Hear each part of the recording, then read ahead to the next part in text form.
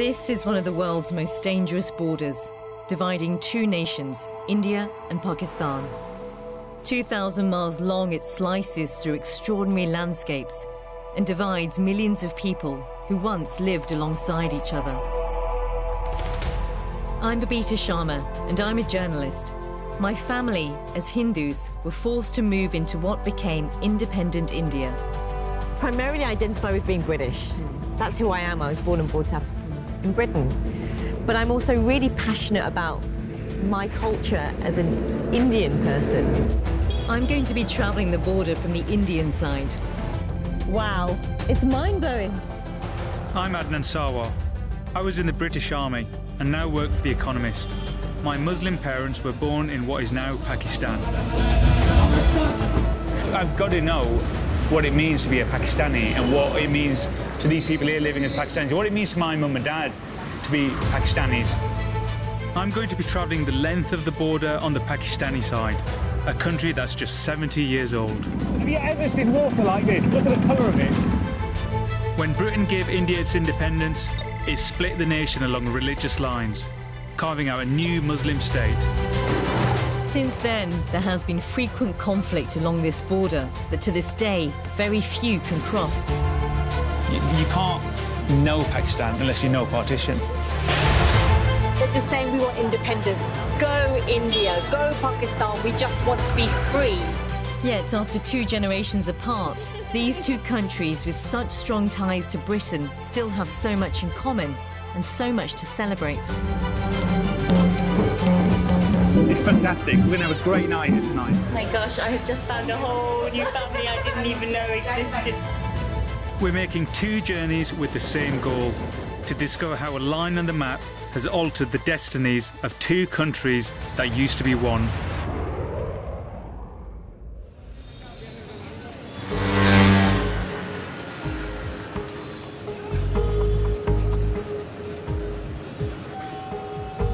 I'm headed for the mighty Punjab, a state that was split between India and Pakistan at Partition.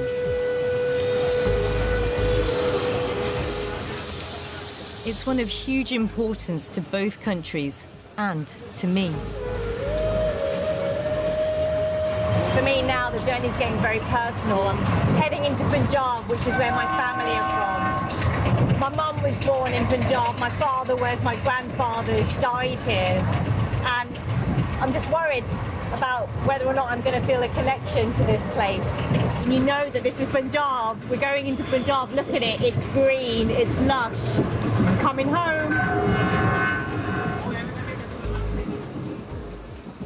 I'll be travelling almost 200 miles north to Chandigarh, independent India's city of the future.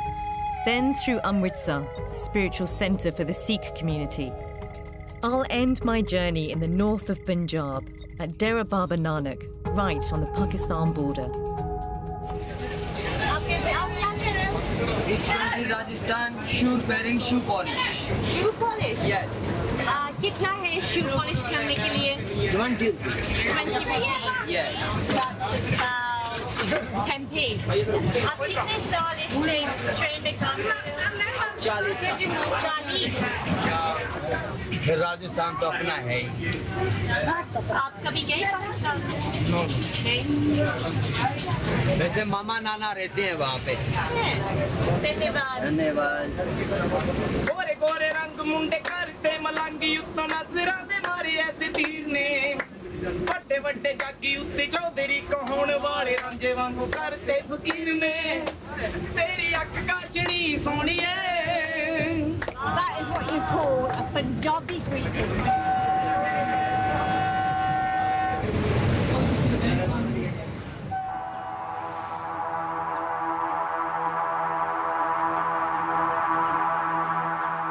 I've also crossed into Punjab, but on the Pakistani side of the border. Like Babita and thousands of Brits, I have roots here that stretch all the way back to my family home, which for me is in Burnley. This is it. We just hit the end of Sindh and the start of the Punjab. Welcome to the Punjab. How far are we from India? About 30 miles from the Indian border. About 30 miles that way. And then my hometown is in Punjab. So we are heading north. I'm going to be travelling with my local producer and fellow Punjabi, Khalid. Our journey will take us along the border with India, visiting the city of Lahore, and then on via Jassar to Karian, my parents' hometown, a total of 500 miles. When India was divided, Pakistan got the lion's share of Punjab. 80% of it lies on this side of the border, and it's home to over 100 million Pakistanis, half the country's population. Its agricultural riches are legendary. Fed by 5 rivers, Punjab's farmland produces 20 million tonnes of wheat every year. But there's a new chapter beginning here. Pakistanis are starting to harvest another of their natural resources, one that shows no signs of running out. Sunshine. This is the Quaid-E-Azam Solar Park, all 10 square miles of it, and it makes a hell of a statement about where Punjab is heading. Nearly half of Pakistani households don't have mains electricity, and for those that do, the supply is unreliable. I remember often being plunged into the dark when I visited as a kid. Now, the light should stay on in 100,000 homes and businesses just as long as the sun shines. Engineer Jahan Seb has been here from the beginning. So there was nothing here 3 years ago? Yeah, there was nothing. This was just a piece of wasteland. Just like if you came here on the way you saw, just huge sand dunes, maybe some nomads herding their camels or maybe goats. That's it. This is just one part of a huge collaboration between Pakistan and China, worth £46 billion of investment. The forward-thinking Jahan Seb welcomes this with open arms. So what language do you speak to the Chinese in? At times we had some Chinese translators who could speak Urdu and who could speak English as well. But when you see a Chinese, you get a look, okay, he's a foreigner, but he does things just like you do. He thinks like you, and after some time you feel like, no, we are the same. In future, maybe 5 to 10 years, we might have some mix here. Some Chinese culture we are having, or some Pakistani culture they are having. It's not all this innocent, of course. China's aims are strategic. And Pakistan? Well, it needs the money. It's that melting pot so the Chinese are absolutely influencing Pakistan, and Pakistan is absolutely influencing the Chinese. You're swapping biryanis and tea and language. Thoughts as well, and not technology. And talking of food, it's midday, time to eat. And there's further evidence of the Chinese influence here. We are just going to start our lunch. Would you please to join us? Yeah, definitely. Sorry, what's your name? My name is Kaka. Kaka? Yes. Kaka, is that Chinese? It's Pakistani. Kaka means baby in Punjabi. I like this name. Okay. These guys all work together, but some things just don't mix. Food in the works canteen. So the chef caters for both Pakistani and Chinese food. Take yourself. I'm not very good with chopsticks. If you can show me, I'll do it. Yeah. I think I've got it. Oh, look. Okay. Is that all right? Yeah. Oh, okay. After lunch, Jahan Seb takes me to a place that's special to him. The tree that was his shady office when his plans first came to fruition. Bye. My good old friend. He's only 25, but he's already changing people's lives. On the way here, I saw solar panels on local homes. I'm imagining that the locals just call in to the centre and ask for advice. Yes, nearly every day. But what should I do? What appliances should I connect? Is it safe? That's really, really good, isn't it? You built this as a pilot project. The knowledge seeped out into the local area, and now everybody's getting solar panels. That's it. And so the energy crisis, or whatever it is, the energy problem that you've got, is starting to solve itself. Yeah. Because it's harder for you to do it for 200 million people if they start doing it themselves. Yes. Skilled people at Jahan Seb now have more reason not to go abroad to work. I know it's a bit difficult to stay in Pakistan, but I think we have a more scope here. We can go to West to do something like, okay, but I think our place is here in Pakistan. I believe it. I believe you're going to change Pakistan. Yes. Pakistan's unlikely to forge an economic relationship with India anytime soon, so they have to make friends elsewhere.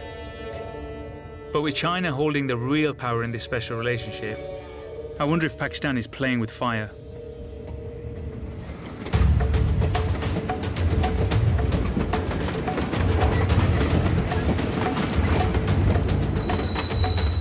"300 miles across the border from Adnan, I've arrived on the Indian side of Punjab." We finally got here. We are in Punjab, and it feels so good to be here. Praneet. Babita. Later I meet my local guide Baneet, who's going to give me a tour of this strikingly different city. Good to finally see you. Feels good to be in Punjab. And here you go with your bad attitude. Oh, is this my one? Bad attitude. That says badass. You know me already, right? You're Punjabi. Right, exactly. Cycling in London can be chaotic, but here, on these tree-lined boulevards, it's pure joy. Because the buildings are incredible. Yeah, so Chandigarh was just designed like that. It was one of the first planned cities of India, and it had a team of European architects who worked here with Indian architects and tried to blend modern architecture with traditional materials. So you'll have really interesting designs because that's what they were experimenting with at that time. This is all modernist. It's beautiful, that is. Stunning. When partition split Punjab, its capital Lahore fell on the Pakistani side. So, India's first Prime Minister, Jawaharlal Nehru, decided to create a new capital, a city like no other. In my head, Punjab's always been about farms and haystacks and tractors. And then, boom, you've got this, which is modern architecture at its most brilliant. In 1951, Nehru invited the architect Le Corbusier, the father of modernism, to design and build a symbolic city of the future. Nehru's vision was for an ordered and disciplined city with modern Western ideals at its heart. It was designed for 500,000 people. Twice as many live here now, among them many of the wealthy civil servants and their families. It has a touch of the Milton Keynes about it, complete with a sculpture which can be seen as either a welcoming hand or a dove of peace. Both work for me. While Babita is still exploring the capital of Indian Punjab, I'm on my way to the capital of Pakistani Punjab, Lahore.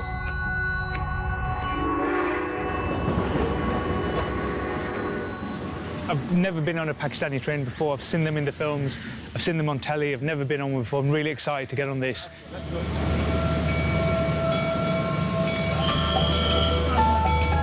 Oh, whoa. The railways came to India in the mid-19th century and are one of the more useful legacies of the British Raj. They were nationalised at Partition and now carry 65 million passengers every year in Pakistan.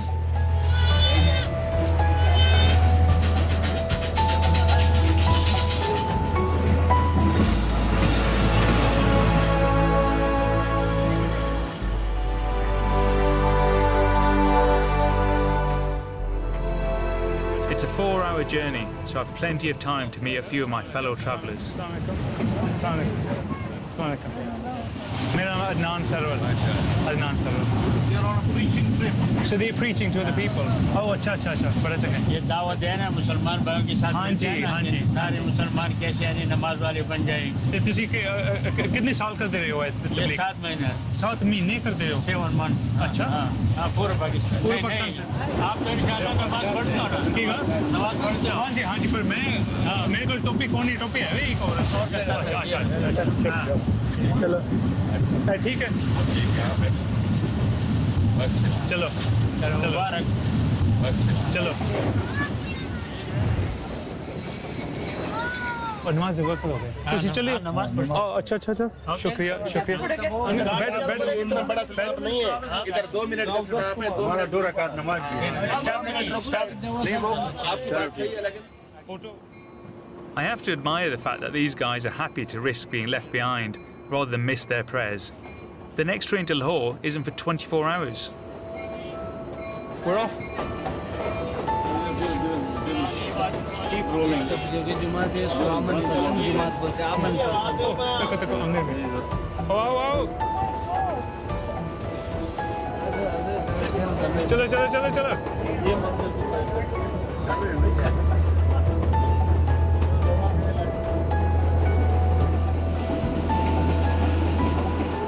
I'm not a strict Muslim, but meeting these guys has made me think about what it is to be one. Right now, Muslims are in this very special place in the media where they're just picked on. Muslims are picked on, you can't deny that. And they're picked on with things like, the travel ban and stuff like that. I am who I am. I'm not embarrassed about being Pakistani. I'm certainly not embarrassed about my parents. I'm not embarrassed where I come from, because that is who I am. This is what I look like. This is the language I speak. This is where my parents are from. And I have to find out whether I can love Pakistan. And I have to let it be part of me as well. It's 6 o'clock in the evening, and we finally made it to the beating heart of Punjab. We're in Lahore. Look, Lahore. Platform 4. Platform 4. Assalamu alaikum, theek-tak? I am completely unknown in Pakistan, but suddenly arriving with a film crew, I've become a minor celebrity. Mr. May, this is Ruhi, and this is I live here. Well, what's this? Hello. Who's this? I don't know. Just get a picture, it's fine. Station manager, yeah. Look, got the station manager here. AKSTE Lahore. Special ticket examiner. Special ticket examiner. Rana. Adnan.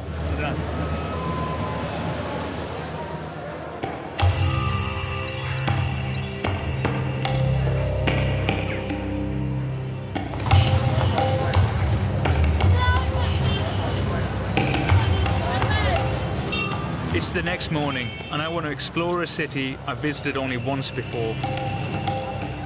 Even though it's unfamiliar, I keep getting reminded of my home in Burnley. Oh, guys. We used to have one of these in the living room, and then my dad used to smoke it all the time, and it stank the living room out, so my mum banned it. Get out. These ones, yeah. Oi. These hookah pipes were filled with rough tobacco. It looks like rope. I can remember the sound as my dad broke it up, cracking and twisting it. The smell of it reminds me of him, though he'd hate it if I started smoking. Once the capital of the Mughal Empire, it's now the home of the Pakistani literary scene, a vibrant film industry, and some of the country's top universities.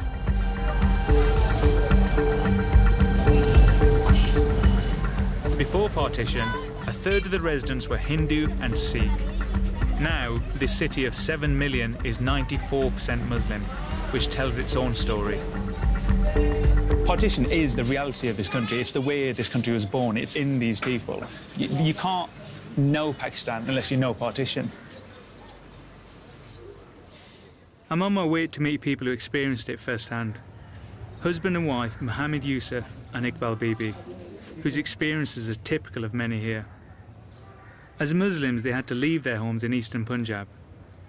Mohammed was already a young man, but Iqbal Bibi was just 13. It took them 70 days to walk 100 miles to safety. मेरा नाम अदनान है।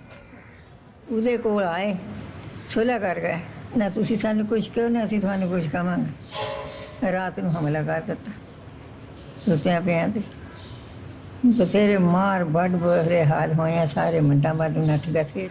जेड़े हिंदू जेड़े यार दोस्त भी थे ना वो भी दुश्मन बन गए।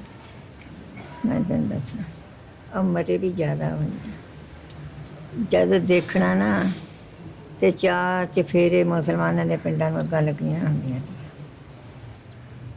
ते उतों उठे सानू असला देती सिखा दी भी अज तैयारी कर लियो अपना समान बांध लो जिन्ना कोई लिजा सकता लिजाओ बाकी सब छड़ जाओ। जिसने टुटी वालदा मेरी बीमार थी मैं चुक ली उसके उत्ते पाया बरसाती पा के उत्ते पा लिया चल पे। मैं करीबन 8-9 मील मैं अपनी वालदा बारिश भी चुक के लेके आया। बराव आके डेरा लाए वो तो मेरी बात फंस हो गई। फिर इधर की दुनिया उधर जा रही, उधर की इधर आ रही है। बड़ियां तकलीफां नाल आए, पर अल्लाह ने साडे पर रहमत की, बच गए। Hearing Iqbal Bibi and Mohammed's story makes me realise that my grandparents were spared simply by chance, because they already lived in what became Pakistani Punjab. It's estimated that up to 2 million Muslims, Sikhs and Hindus died, and over 14 million people were forced to move during partition. You should know it. You should know the history of people to understand where they are now. Maybe if you don't understand the way Pakistanis and Indians are, why they're always angry with each other, why they're always arguing with each other, just go back a little bit, you know, and have a look at partition.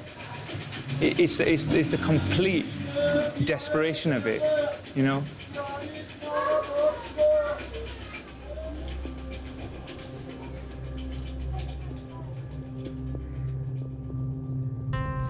I'm 150 miles from Adnan in Lahore, still in Chandigarh, the lovely ordered city of the future.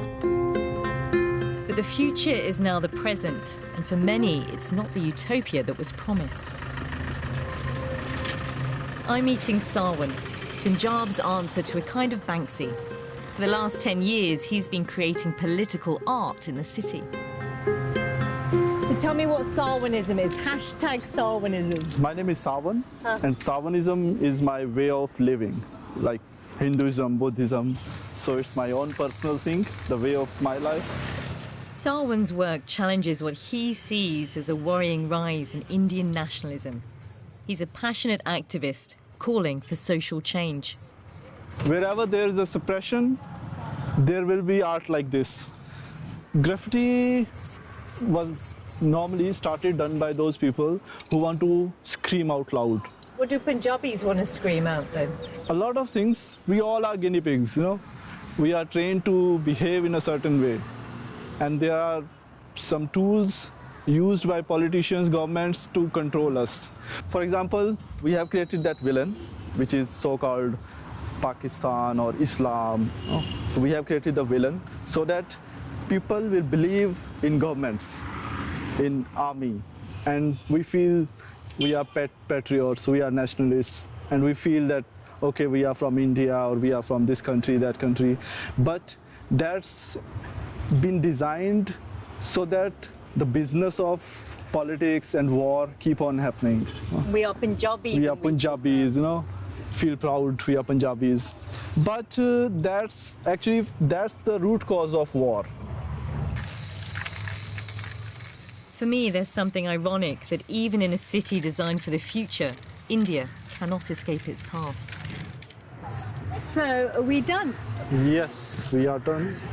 So this middle figure represents the politicians or the people in power, and this poor guy is the common man. This is the guy who chooses them, and this is the guy who is holding the burden of their weight. Sarwan's highly critical take on India's powerful elite challenges the status quo. The fact that he can throw down such a provocative gauntlet to the powerful and in such a public way has to be a good thing.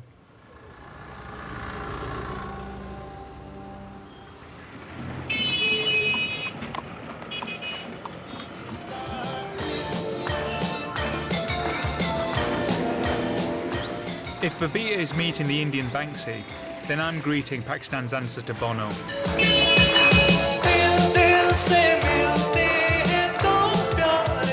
Long-time rebel rock star Salman Ahmed. So I started off with a band called Vital Signs. Vital Signs? Yeah. So we had a hit called Dil Dil Pakistan. Dil Dil Pakistan. Have you heard it? Of course I've heard it. I'll tell you right now, every Pakistani in Burnley knew that song.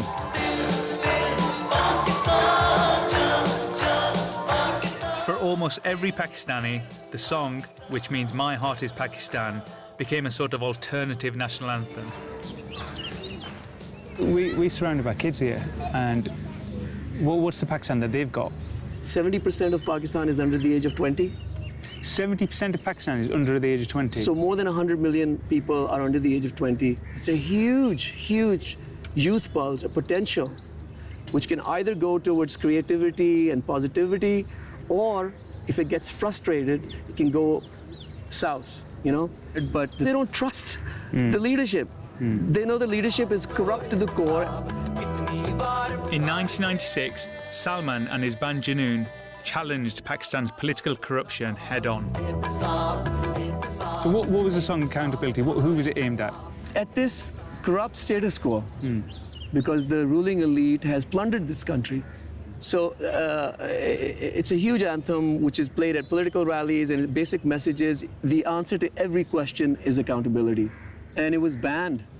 They banned us indefinitely, but in 1999, ironically, there was a military coup. Yes. And it turned out that General Musharraf was a huge fan. His kids were huge fans. Sorted. You're not banned. A dictator freed you. Yes. Musharraf is just one of the 13 leaders in Pakistan who have been forced out of office before completing a full term.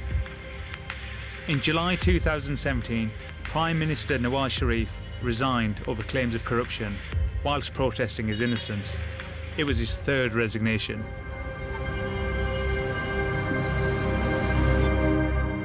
It's not just Adnan who has his finger on the musical pulse on our parallel journeys along the border.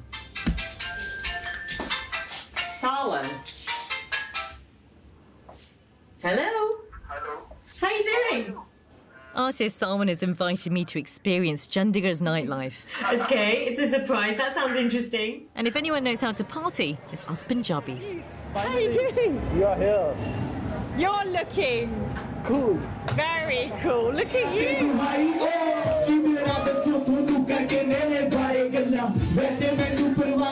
This is hip-hop Indian style.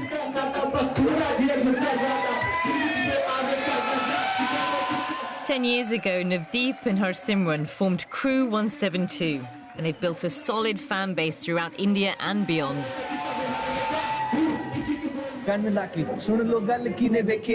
Unlike some gangster rap, Crew 172 aren't interested in glorifying drugs and violence. They think that hip-hop can offer young people a different, more positive message. If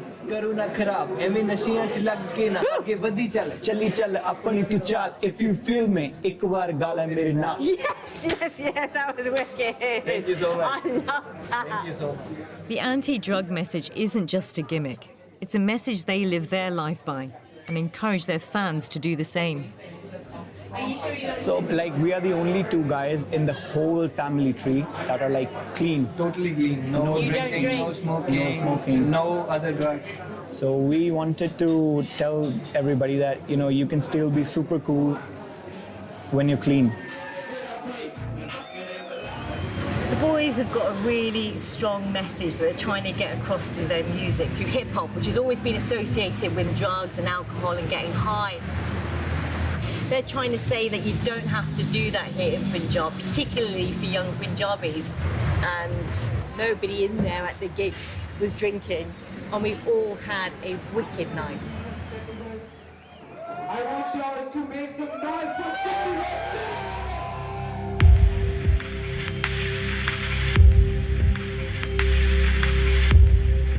I was aware there was a drug problem here, but I didn't know how widespread the issue was. A lot of heroin from Afghanistan makes its way through the porous border in Pakistan and then into Punjab. The state has an estimated 4 million addicts. And what I want to work out is why so many people in Punjab take drugs and what it is that's being done to tackle the problem. I've been told, to my surprise, that the fastest growing group of addicts are women. Dr. Bhatia opened this wing at the clinic in 2016. Nice to meet you, Dr. Bhatia. Hello, Babita. Thank you so much for How are having you? me here. Let me It's an see. incredible building. Yeah, this was created about 8-10 years back, and now it's the only female rehab center. And is this a fairly new thing? There is a latest thing that what men can do, women can do. The working women who are earning and the girlfriends who are trying to be showing that they are independent, has brought about a new revolution of people who are into drugs, and most of them are women. And they are trying to show that they are modern. If you can drink, I can drink with you.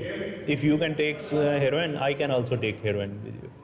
Trying to show that you have an identity. Come with me. This is the There's little help available for people struggling with addiction. But for a small number, this clinic can offer hope. How old are you? I'm 21. What were you addicted to? I was addicted to weed, hash, and brown sugar, and heroin. And how often were you taking the heroin? Sometimes it was 10 to 12 lines per day. I was so much addicted to drugs on that time that I left going to the college also. तो फिर one पकड़ी गई एक दिन पापा ने पकड़ लिया. They were really shocked that I was into drugs. It is a big problem in Punjab right now. So it's not difficult to get heroin?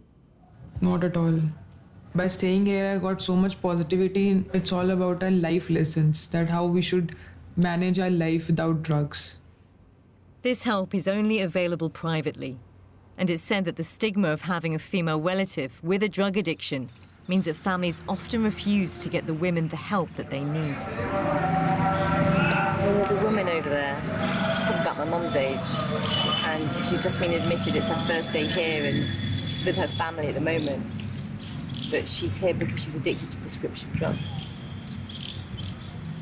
And not that you can ever tell what an addict looks like, but this is a traditional Punjabi woman wearing a suit.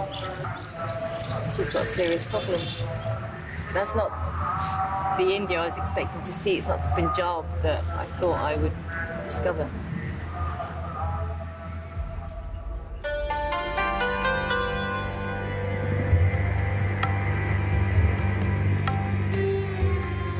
Pakistan shares many of India's problems, but whilst India has the 7th largest economy in the world, Pakistan ranks only 39th. With almost 60% of the population illiterate and 40% living below the poverty line, it's hard to know how the situation can get better anytime soon.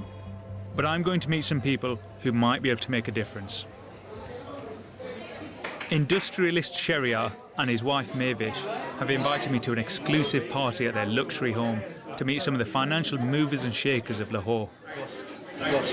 So what did you do? What did you do? Well, we run the largest transport network in Pakistan, passenger and cargo. I run like multiple offices. I have offices in LA, China, Bangkok, Australia, the UK.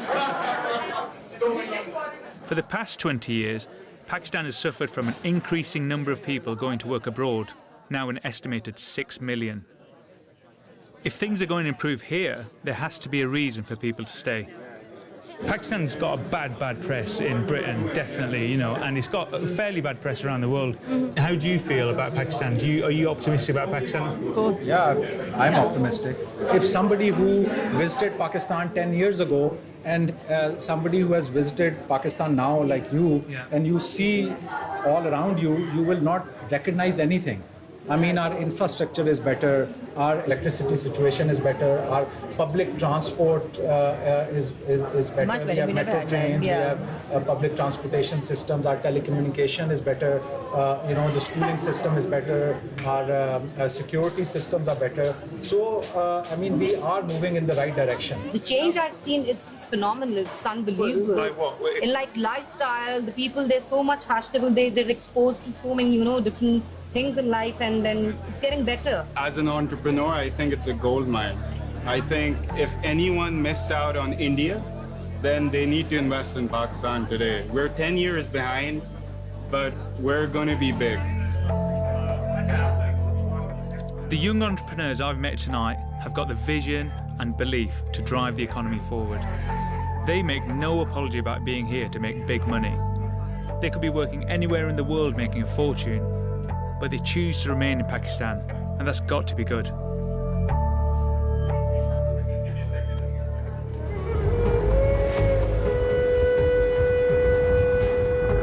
It's time to leave Chandigarh behind and head off in search of my family and the house my mum grew up in. going to go and visit the family home, which is still within the family, so we'll get to see, I'm hoping, the room that she was born in. My mum hasn't been back there for over 20 odd years. I've never been there, my sisters have never been there, but we've always heard about this place. My uncle has told me to head to the small village called Bunga. Bunga? Bunga, Bunga. Bunga? ਤੁਸੀਂ ਐ ਕਮਾ ਇਹੀ road ਫੜ ਕੇ ਨਾ ਬੰਗਾ ਸਿੱਧਾ ਆਓ ਸਿੱਧਾ road ਨਵਾਂ ਸ਼ਹਿਰ ਆਇਆ ਨਾ ਸਿੱਧਾ ਹੀ ਹੈ Thank you. That's hilarious because he just said it's straight ahead, and that's exactly what my uncle said to me in England when I asked him, how am I gonna, when I get to Bunga, Mum's village, how am I gonna find out where the family home is? And he said, otte jake otte hai. So you just go there and then you kind of find it.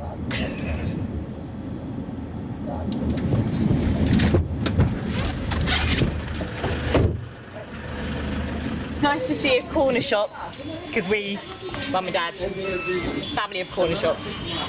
So that's quite reassuring. I feel a little bit at home seeing that. A few streets away, we finally find Mum's old house, where some of my family still live. I'm going to cry.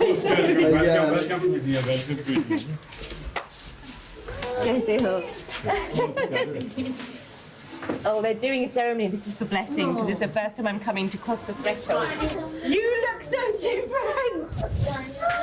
These are my cousins, and the last time I saw them was about 20 years ago. Yeah. I didn't even recognize you.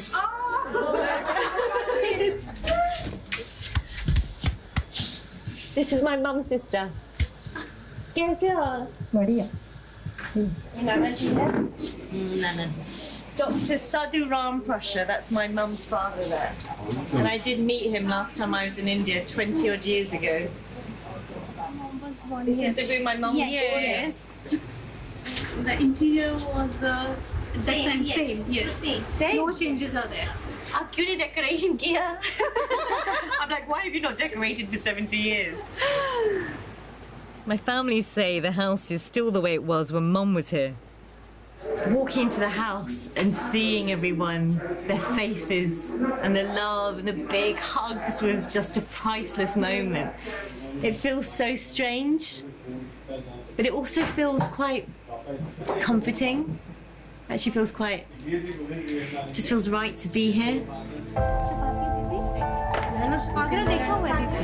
Gangra makes very nice curry. This is my favourite dish. This is the one that I grew up on that Mum always used to make for us on a Sunday for the family lunch. And it's traditional Punjabi cuisine, curry, not curry that we know. It's basically gram flour mixed in with yogurt and coriander seeds and onions, turmeric, cumin seeds, stirred very carefully for hours and hours and hours. Add a pinch of love to it, and you get the most incredible Indian food. I could just keep eating it, the whole bowl.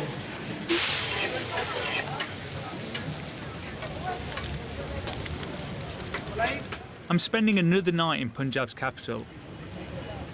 I want to find out more about a branch of Islam that has its enemies here. I'm particularly interested because it's a form of religion that my eldest brother follows. I'm in Lahore, it's Thursday night, and I've heard about these Sufi gatherings that happen. Usually they are massive, massive events, but there's been some attacks on them, so they've got some private events. I've been invited to one tonight, and I can just hear it over there. We need to get in there and see what it's about. Let's go and join them.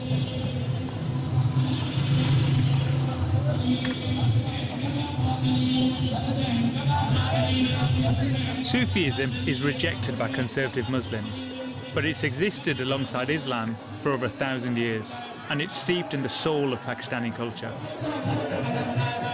Thursday is the start of the weekend, and the place to be at is a Damal, a Sufi kind of rave, but here they sing praise to Allah.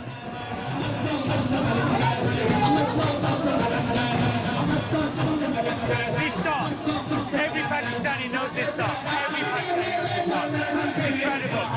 I used to listen to this with my mum when I was little, and the next time I heard it really was here in Pakistan.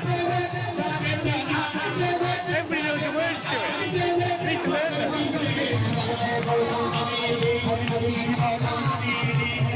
By entering a trance-like state, Sufis believe that it's possible to get closer to God. Ultra-conservative Muslims like the Taliban and so-called Islamic State have labelled them as heretics. They've carried out a number of attacks on Sufi shrines, most recently murdering 88 worshippers and injuring hundreds in February 2017.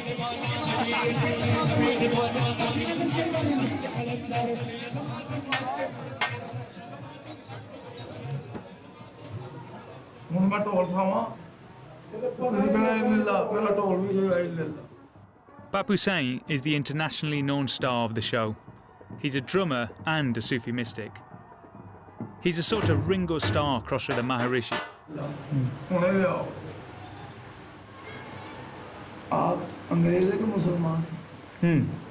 मुसलमान हैं ते जेह्ड़े है ने मेरे सारे भरा सुन्नी मुस्लिम ने ते जेह्ड़ा मेरा बड़ा भरा है वो हुन सूफी बन गया है सूफी दा स्नेड़ है प्यार दा भावें दुबई चला जाओ ते भावें यूरोप चला जाओ भावें लंदन चला जाओ उत्थे भी सूफी फिरन दे सिर्फ लख नहीं है पछाणन वाली सही गल जेह्ड़े ने मैं सुनेआ अटैक होए सूफियां नूं ਜਦੋਂ ਮੌਤ ਆਣੀ ਹੈ ਤੇ ਆ ਹੀ ਜਾਣੀ ਹੈ ਭਾਵੇਂ ਸਬਜ਼ੀ ਲੈਣ ਗਿਆ ਹੋਵੇ ਤੇ ਮਰ ਜਾਂਦਾ ਬੰਦਾ ਤੇ ਮੇਰੀ ਉਹ ਮੌਤ ਹੈ ਮੈਂ ਉਹ ਮੰਗਣਾ ਜਿਹੜੀ ਸੂਫੀ ਦੇ ਦਰਬਾਰ ਤੇ ਮੌਤ ਹੋਈ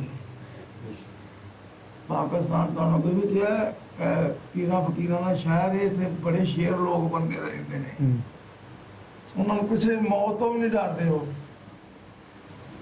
ਅੱਲਾ ਦਾ ਕੋਈ ਘਰ ਹੈ ਮੈਨੂੰ ਦੱਸੋ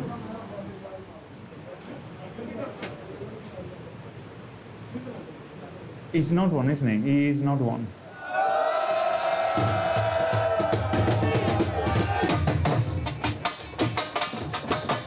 Papa Sain looks intimidating, but his message was about peace and acceptance and spreading that. Sufis have been attacked, but they're carrying on, and there was a crowd out there who, even though they've been attacked, that community has been attacked, they still turn out on Thursday night.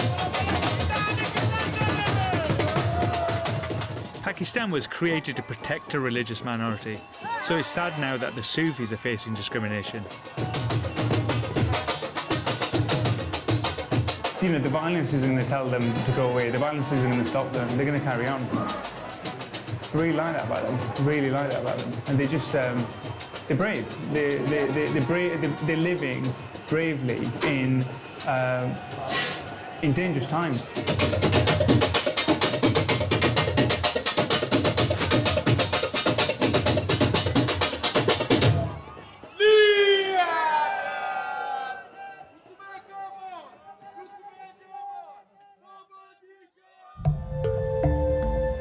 Miles from Adnan, I'm following the border north to Amritsar, the heart of Punjab's Sikh community.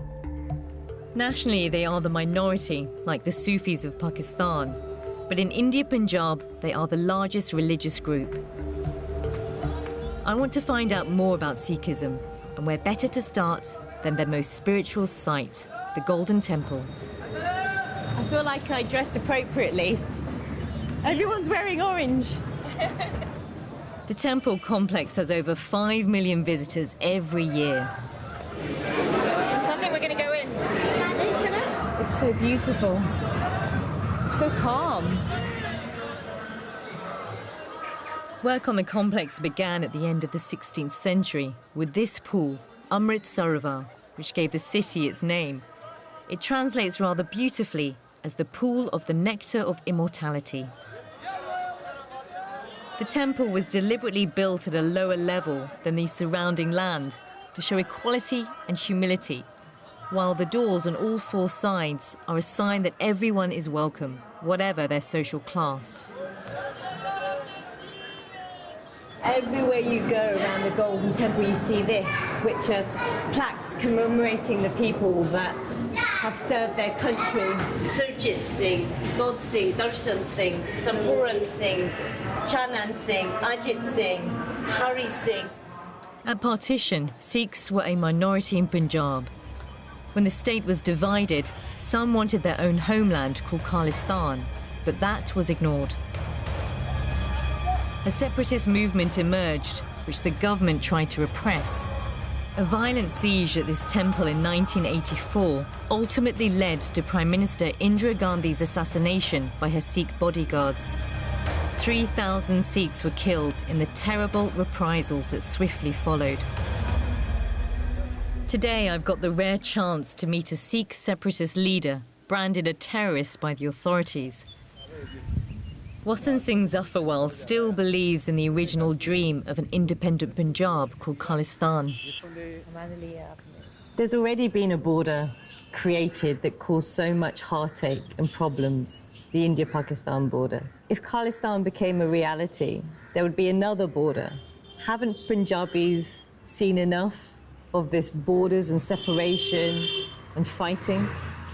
देखो, ਅਸੀਂ ਇਹ ਵੀ ਚਾਹੁੰਦੇ ਹਾਂ ਕਿ ਇਹ border ਵੀ ਖਤਮ ਹੋਵੇ ਤੇ ਅਸੀਂ ਇਹ ਨਹੀਂ ਹੈਗਾ ਕਿ ਇਕੱਲਿਆਂ ਸਿੱਖਾਂ ਵਾਸਤੇ ਖਾਸਤਾਨ ਮੰਗਦੇ ਸੀ ਅਸੀਂ ਸਾਰਿਆਂ ਪੰਜਾਬੀਆਂ ਵਾਸਤੇ ਜਿੰਨੇ ਵੀ ਲੋਕ ਪੰਜਾਬ 'ਚ ਰਹਿ ਰਹੇ ਆ ਸਾਰਿਆਂ ਵਾਸਤੇ ਹੀ ਅਸੀਂ ਆਜ਼ਾਦੀ ਚਾਹੁੰਦੇ ਸੀਗੇ ਹੈ ਨਾ ਉਧਰੀ ਲੋਕਾਂ ਦੀ ਸਾਂਝ ਜਿਹੜੀ ਉਹ ਵੀ ਪੰਜਾਬੀ ਆ ਇਹ ਵੀ ਪੰਜਾਬੀ ਆ ਇਹਨਾਂ ਸਾਂਝ ਵਧੇ ਬਿਜ਼ਨਸ ਹੋਵੇ ਆਉਣ ਜਾਣ ਹੈ ਨਾ ਇਹ ਕਿੰਨਾ ਦੋਨਾਂ ਸਟੇਟਾਂ ਨੂੰ ਕਿੰਨਾ ਫਾਇਦਾ ਹੋਏਗਾ ਟੂਰਿਜ਼ਮ ਦਾ ਆਉਣ ਜਾਣ ਦਾ ਲੋਕ ਮਿਲਣਗੇ ਇੱਕ ਦੂਜੇ ਨੂੰ ਇਹ ਲਕੀਰਾਂ ਅਸੀਂ ਨਹੀਂ ਚਾਹੁੰਦੇ ਨਾ ਸਾਡੇ 'ਚ ਇਹ ਚੀਜ਼ ਹੈਗੀ ਆ The Sikh community are not alone in believing that they were treated unfairly by partition. But the separatists' dream of an independent Sikh Punjab seems a very long way from becoming a reality.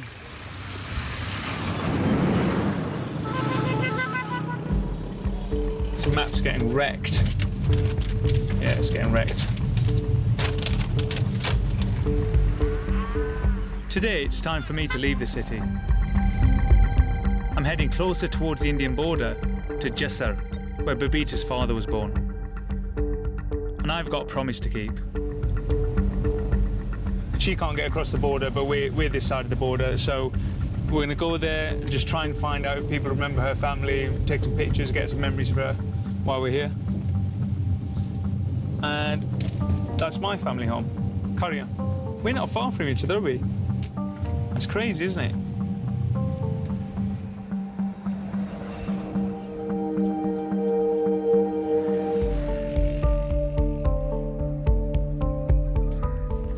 Babita's dad was only 5 when he and his family decided to leave Jessar. It was a year before partition, but the writing was on the wall. They foresaw the violence and the bloodshed, so they left and moved east to Delhi. His childhood memories are very sketchy, so finding the family house is going to be tricky.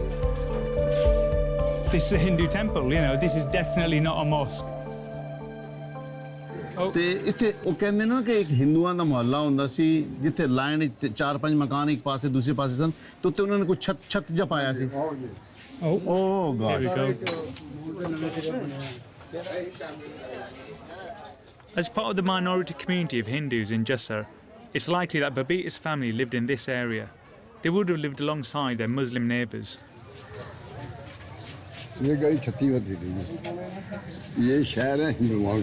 This is the right street then? This is the right street. Look at this house. That's a small break. That's a Hindu architecture. Yeah. We can't be sure that this was Babita's house, but we can't be sure that it wasn't Babita's house. But it was in Babita's neighborhood. Yeah, like definitely. all those Hindu houses. Yeah. Let me get this.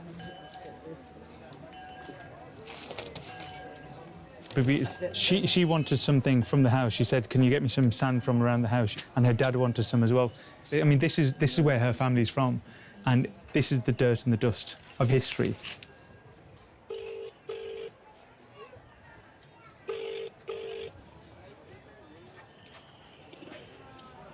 Adnan. Babita. Hello. Babita, hello. Hey, how are you? I'm all right. Can you hear me? I can hear you. I'm on the street in Jessar, where your family lived. Are you on the street now? I'm in one of the houses. Whose house? I don't know. It might be your house. And also, the guy here reached past the new bricks and reached inside the old bricks. And pulled out some of the dirt and some of the sand. So we've got you some of that. Thank you so much. You don't know how happy that's made me. Bye.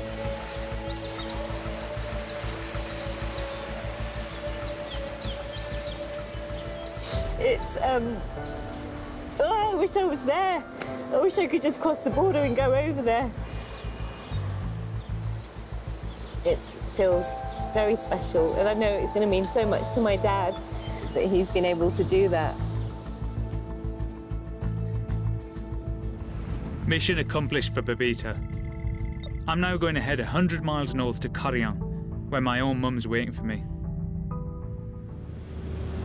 We're on the road to Karyan now, which is my home village. This is where I'm from, and my mum's in town, which is great, so I'm going to go and see her. My mum comes quite regularly, and yeah, I think this is going to be great. Just to see my mum in Pakistan, in her home village, and me coming back to Pakistan, having understood it a lot more than I did previously.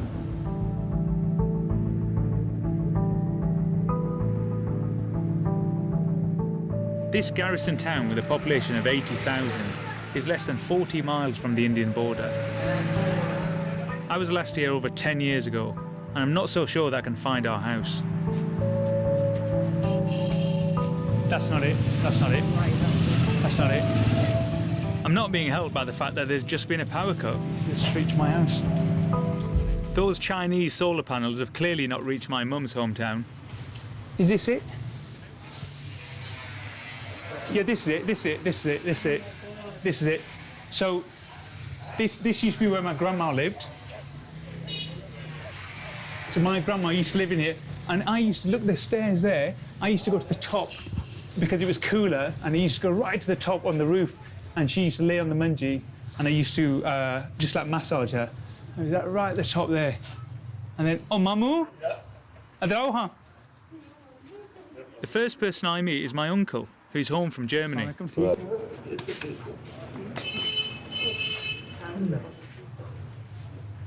There's a picture of me when I was a little boy, and I'm like, I'll show you the picture right now. I'm like this. Oh, my mum has flown in from Burnley, specially to welcome me home. She's a typical Asian mum. She has to be there for her son. I know she loves me.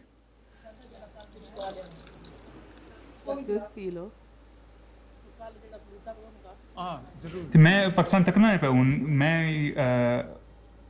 लगे मनु पाकिस्तान पता नहीं ना 13 साल हो गए I've got to own up. I've avoided coming here in the past, thinking that this country isn't a part of who I am. ना पर पाकिस्तान दी Jerry country है मनु नहीं पती पर लेकिन ਇਹ ਨਹੀਂ ਬਲਾ ਅਸੀਂ ਕਦੇ ਰਿੰਜ ਆਏ ਵਾਲੇ ਅਸੀਂ ਪਾਕਿਸਤਾਨ ਪਰ ਇਹ ਗੱਲ ਬੱਚੇ ਆਉਂਦੇ ਕਿ ਦੀ ਨਿਕਾਲ ਜਾਣਾ ਪਾਕਿਸਤਾਨ ਤੇ ਚੋਖੇ ਬੱਚੇ ਨਹੀਂ ਆਉਂਦੇ ਜ਼ਿਆਦਾ ਨਹੀਂ ਆਉਂਦੇ ਬਹੁਤ ਜ਼ਿਆਦਾ ਤੇ ਇਹ ਗੱਲ ਨੇ ਕਿਉਂ ਨਹੀਂ ਆਉਂਦੇ ਜਾ ਕੇ ਫਿਰ ਆਉਂਦੇ ਨੇ ਹਾਂ ਕੋਈ ਤੁਰਕੀ ਟੁਰ ਜਾਂਦਾ ਹੈ ਕੋਈ ਮਰਾਕੋ ਟੁਰ ਜਾਂਦਾ ਹੈ ਬਸ ਹੁਣ ਤਾਂ ਬਹੁਤ ਜ਼ਿਆਦਾ ਹੋ ਗਿਆ ਨਾ ਕਿਉਂ ਹੁਣ ਤਾਂ ਉਮਰ ਜ਼ਿਆਦਾ ਹੋ ਗਈ ਹੈ ਨਾ 40 ਸਾਲ ਨਾ ਕਰਨਾ 40 ਹੋਗਾ ਤਾਂ ਕਰਨਾ ਹੁਣ 40 ਹੋਇਆ 40 ਹੋ ਗਿਆ ਨਾ 39 ਹੋਣ ਲਗਾ 39 ਇੱਕ ਸਾਲ ਰਹਿ ਗਿਆ ਕੋਈ ਮਿਲੀ ਅੱਛਾ ਕੋਈ ਨਹੀਂ ਮਿਲੀ ਨਾ ਮੈਂ ਤੁਹਾਨੂੰ ਪਹਿਲਾਂ ਦੱਸਦਾ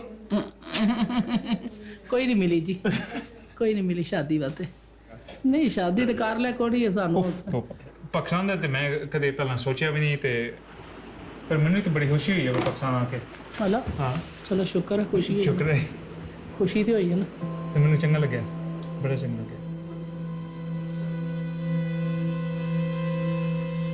Two-thirds of the way through my trip, despite the familiar problems of religious intolerance and political corruption that I've found, I'm feeling pretty optimistic. This is a Pakistan that doesn't match the perception the West has of the country. And I've been as guilty of believing the image that is portrayed. I'm beginning to enjoy letting the Pakistani in me take over. It's a dilemma many British Pakistanis will be familiar with as we wrestle with who we are and where we belong.